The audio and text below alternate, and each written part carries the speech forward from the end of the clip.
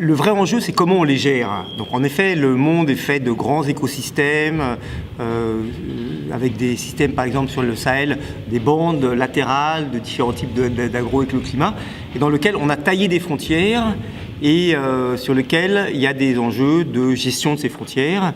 On peut les gérer comme des éléments clivants, hein, la frontière devenant un phénomène imperméable, mais ça dans beaucoup d'écosystèmes, notamment tout ce qui est les écosystèmes du Sahel, avec beaucoup de pastoralisme, beaucoup de transhumance, ça n'a pas de sens. On a créé des frontières en utilisant des fleuves qui sont par essence des liens avec les communautés, des familles habitant des deux côtés du fleuve Sénégal ou de la Colombie, etc. Donc ces frontières, elles existent, il faut arriver à trouver la bonne façon de les gérer plutôt que simplement les remettre en cause. Et la bonne façon de les gérer, je pense que c'est autour de 3 paramètres. Un qui est faire de la frontière un vrai lieu quelque part d'échange commercial, de troupeaux, de connaissances. Souvent d'ailleurs, comme les gens sont des deux côtés de la frontière avec la même langue, c'est assez simple. Faire de ces frontières aussi des lieux peut-être d'incarnation de dialogue régional. C'est pas parce que la frontière sépare des pays, mais en fait, c'est intéressant de voir quand à l'intérieur d'une zone régionale, on a plusieurs pays qui ont chacun leurs caractéristiques, mais qui se retrouvent aussi dans un espace régional. Et puis peut-être dernier point, assurer que sur ces frontières, on met les bons mécanismes de gestion, aussi bien du passage des hommes que du passage des troupeaux. Et ces bons mécanismes, ça ne veut pas nécessairement dire des postes bloquant tout sur le bétail. Ça veut éventuellement dire avoir des systèmes de gestion du risque zoosanitaire sur les animaux, avec des systèmes de vaccination, des systèmes d'antiparasitisme, pour éviter que les maladies d'un pays viennent toucher un autre pays, alors qu'on sait que les troupeaux, de toute façon, vont bouger.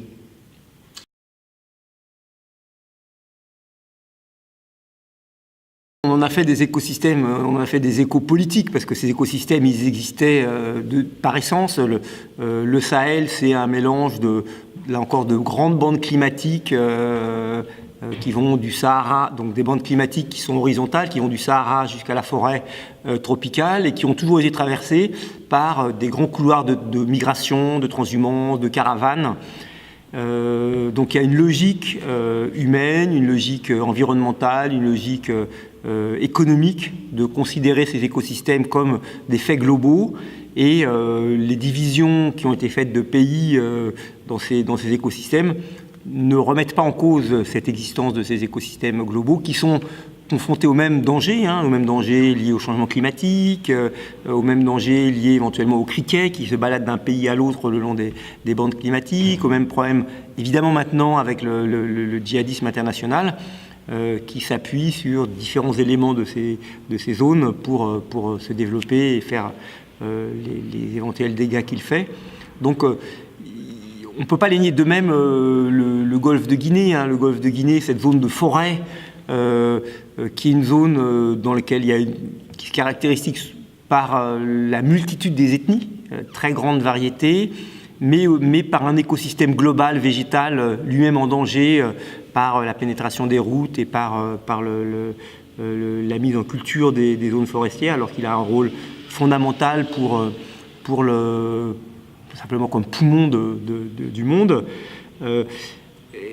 Toute la problématique de la mangrove le long de la côte que l'on retrouve donc du Ghana jusqu'au Nigeria, c'est un élément absolument fondamental de l'écosystème, de la survie des pêcheurs, de l'équilibre des océans, des mers autour de l'Afrique. Donc il y a des enjeux à assurer une protection collective et une responsabilité collective de ces écosystèmes.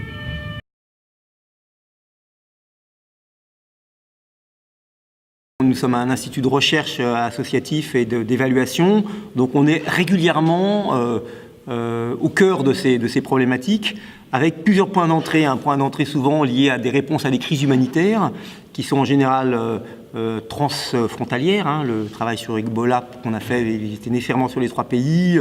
Les travaux qu'on a fait sur la problématique de la sécurité alimentaire et nutritionnelle de la zone, c'est nécessairement sur plusieurs pays. Les travaux qu'on fait sur le pastoralisme sont nécessairement sur l'ensemble des pays. Donc, on travaille en fait avec peut-être 3 grandes clés de lecture. La première qui est en effet la clé régionale, parce qu'elle est indispensable pour comprendre ces zones. La deuxième, elle se problématise autour de bassins de crise. Bassins de crise qui peuvent être sur un pays, mais qui peuvent être à cheval sur plusieurs pays. Donc travailler sur l'unité géographique de la crise et de son environnement est absolument fondamental. Le deuxième élément qui est clé, c'est que souvent ces crises sont des endroits relativement peu accessibles ou difficiles d'accès, et notamment quand on doit y accéder par plusieurs pays. Et donc là-dessus, on essaie de mobiliser d'abord une très bonne connaissance des réseaux au sein de ces pays, pour pouvoir soit y aller directement nous-mêmes, soit avoir des gens qui peuvent y aller pour nous. On essaie toujours quand même au maximum d'avoir une présence directe comme acteur de recherche, comme acteur de l'évaluation, et pas nécessairement de sous-traiter, parce qu'on pense que c'est important, y compris même en termes de présence auprès des populations, de mieux comprendre, c'est important. Et puis un dernier aspect, on essaie toujours de s'ancrer dans le temps long. C'est-à-dire que même si on fait une évaluation sur 3 semaines sur une zone, on se rappelle que cette zone et cette crise et cet écosystème, ils ont des histoires, et comprendre ce qu'on voit au temps T demande souvent de travailler sur la traînée historique de cet événement. Donc toujours travailler sur le temps long. Il n'y a pas de frontières, il n'y a pas de crise transfrontalière qui n'existe sans du pointillé historique bien avant, et c'est important de comprendre ça si on veut être opérationnel sur l'analyse de ce qui se passe.